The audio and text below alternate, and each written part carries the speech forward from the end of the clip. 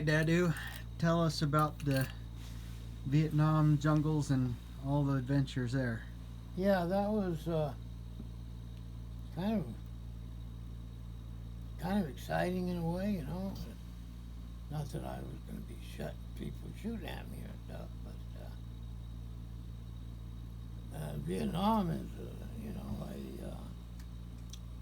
kind of a tropical area, and a lot of rice paddies, a lot of water buffaloes, and I was running my scraper over there.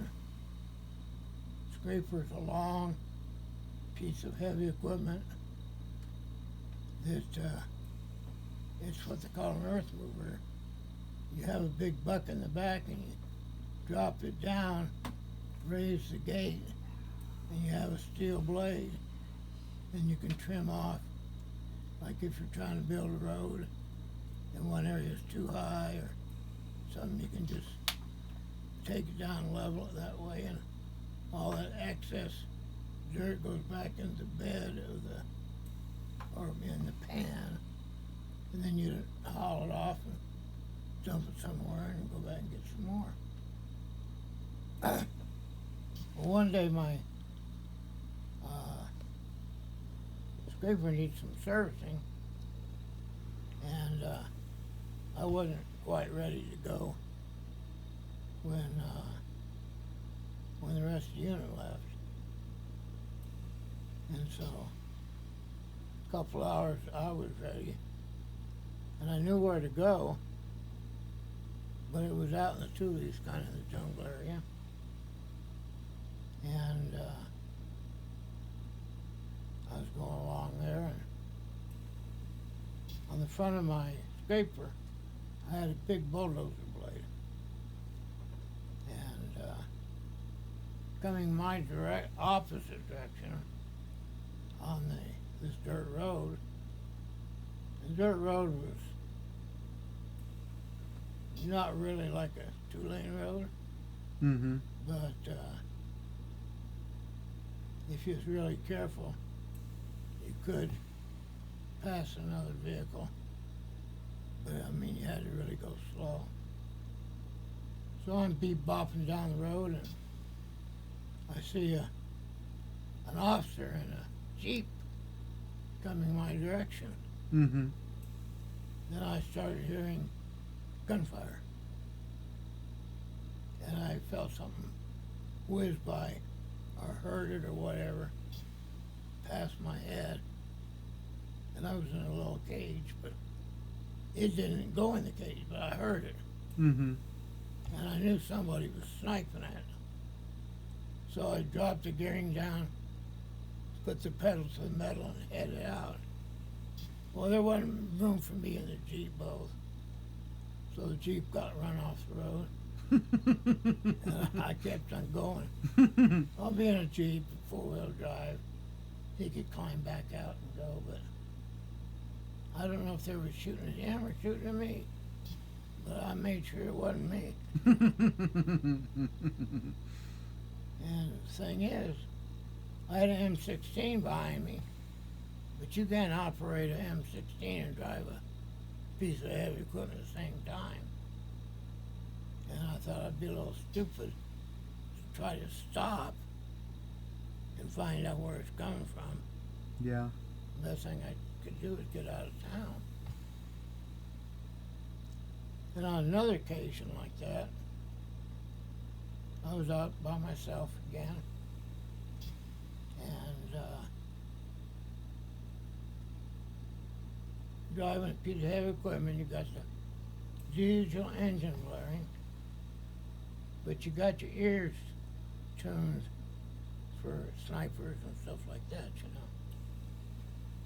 Well, I heard thump, thump, thump, and I raised my head up trying to see what it was. And there's this giant iguana. He was probably 9 or 10 feet long and about 3.5 feet wide, and it was about 3.5, 4 feet high. crossing the road ahead of me. Big monitor lizard, huh? Yeah, it was like dinosaur, you know.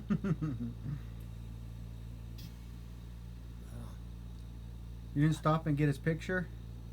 No, back in those days, you'd have to get your little brownie camera out and take a picture and send it in for development. And I don't even think I had my camera with me, you know. But I was there, all right.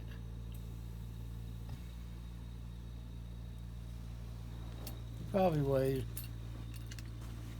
700 pounds. I wasn't gonna take him by the tail and wrestle him.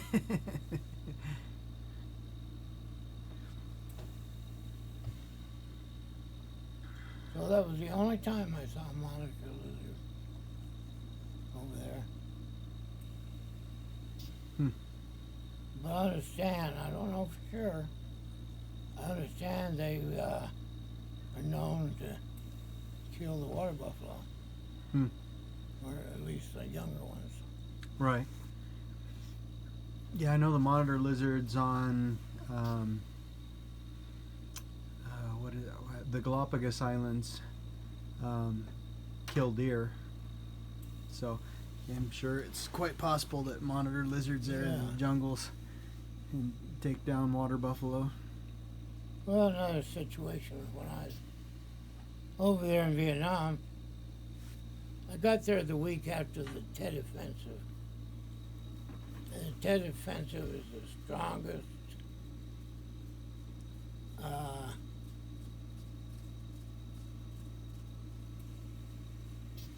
attack on American troops.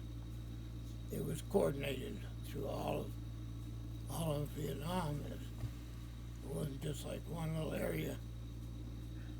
But anyway, I got there a week after, and I'm assigned a water truck. It held about 2,500 gallons, maybe 3,500. Big old tanker truck, anyway. And since they didn't have a scraper ready for me at the time, that's what I got assigned to. And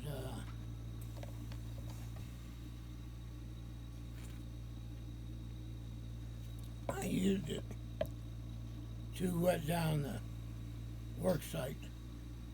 Had a big spray bar in the back, and I could drive through there and soak everything down. Then I had to turn around and go 4 or 5 miles back and find a stream and back flush the water back up into the truck. And so I was doing that one day, and this very, very, very, very attractive young girl. She was half French, half Vietnamese, probably between 15 and 16. Well, in Vietnam, if you're not all Vietnamese, if you broke up with the French or somebody else because they were at war, they were ahead of us in the war, they were outcasts. And the girls basically survived by prostituting. And the boys begged and prostituted as well. So anyway, I'm kind of down on my knees holding the hose down into the water. And she slipped up behind me, and I looked up. She started rubbing her body against me. She says, "Gee, I want to go boom boom." No, dear. I'm engaged.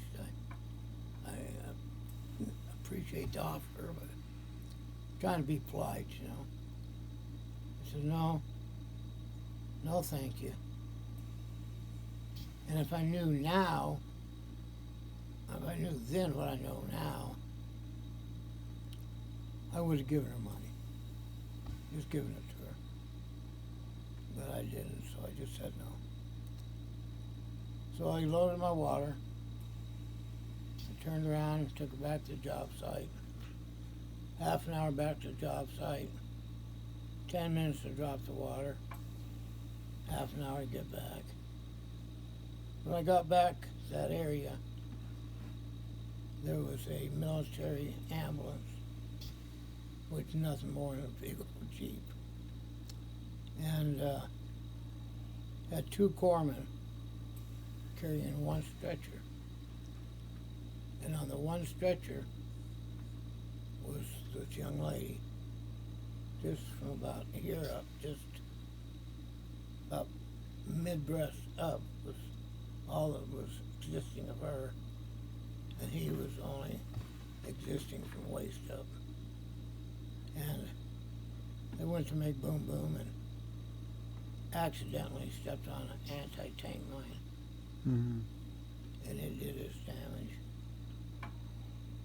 And I was so glad that I was listening to the Holy Ghost, and I wasn't ready to have sex anyway at that point in time. But and I had made up my mind that I wasn't going to do that over there anyway. Right. So it was easy to say no. But they sent. It was a company cook that got. He went down there to get water and got something else.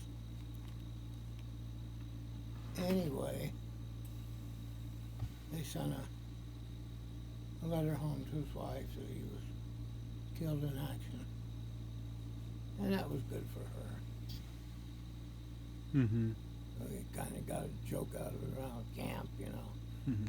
Yeah, killed in action, all right. You know. But that was one experience I had there that still sits on my mind. Yeah. Definitely make an impact on you, wouldn't it? Yeah, but she was really pretty young lady.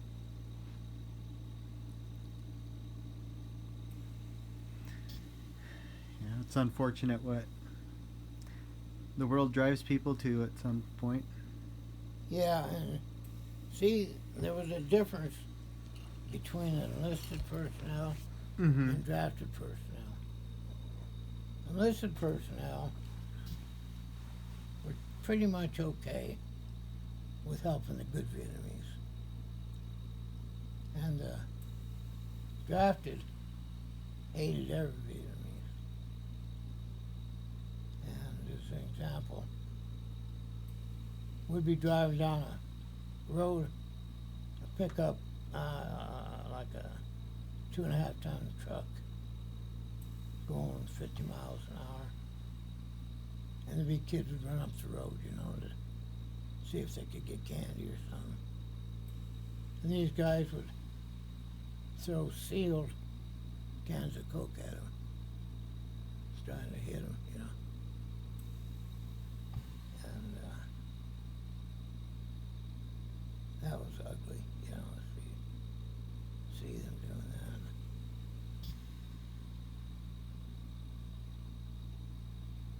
There was a young soldier I knew, and he wasn't real strong. He wasn't strong character-wise. He wasn't strong physically. But he was on guard duty one night with a couple U.S. soldier thugs, I would call them. And a little girl came up near where they were on a bunker on guard duty. And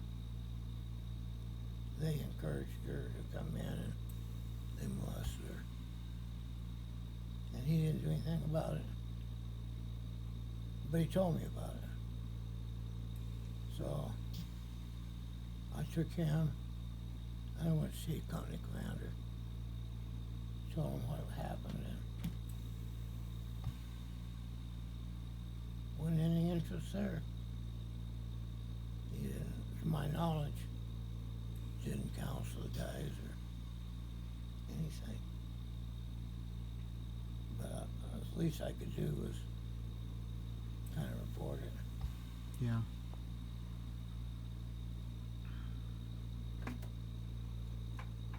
Makes you want to be a little bit vigilante sometimes and go and knock some heads, huh? Yeah. If it'd been me there, I hoped I would have had enough courage to lock and load and say no. We let her go. Right. But that's all it would have taken, really. I don't think they wanted to try dying to pursue their interests. Right. They might get me later or something, but I wasn't there, so I don't know. Right. Anyway, I was kind of the opposite. I liked the Vietnamese when we were out in camp. We'd stay in big tents and stuff, and these house girls would come and they would clean up the tent area.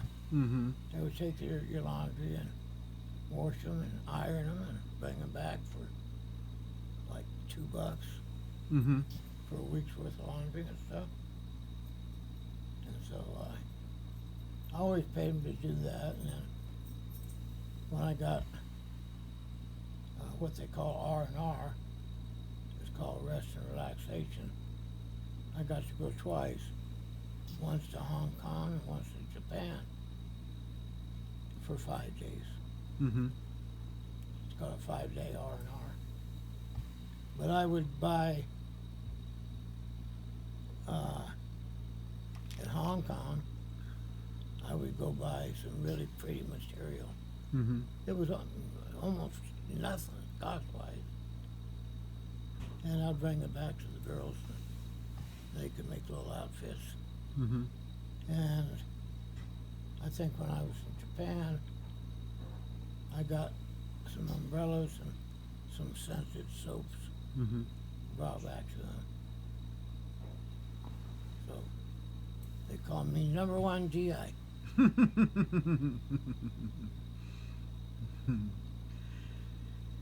You dug up a metal incense Yeah. burner or I didn't brazier? dig it up myself.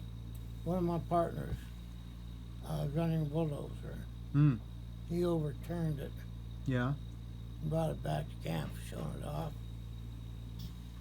And I said, "What are you going to do with it?" I said, "I don't know."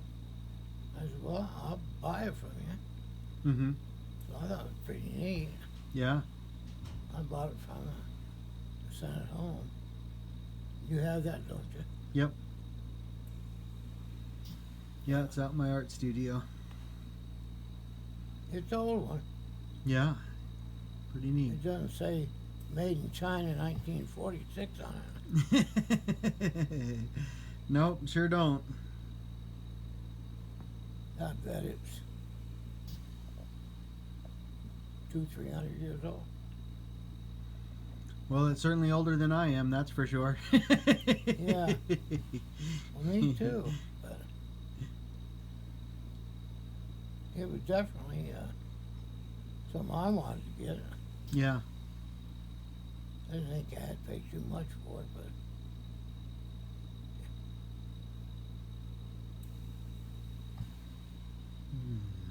so that's some of my memories from Vietnam. We used to, the Viet Cong would mortar us. They were really good at mortaring. They could pretty much pick out a building and be 2 miles outside of camp and blow the building up, but they was called walking it in. So they would send a mortar off and they'd hear where it landed, and then they adjust the scopes and stuff on it. Mm-hmm. And the next one would go a little farther. And so we had all of our equipment, heavy equipment, in a compound, Mm-hmm. and they would walk it into there. Didn't really do much damage. They weren't that powerful. It would take out a Jeep, or not going to do a whole lot to a bulldozer. Mm-hmm.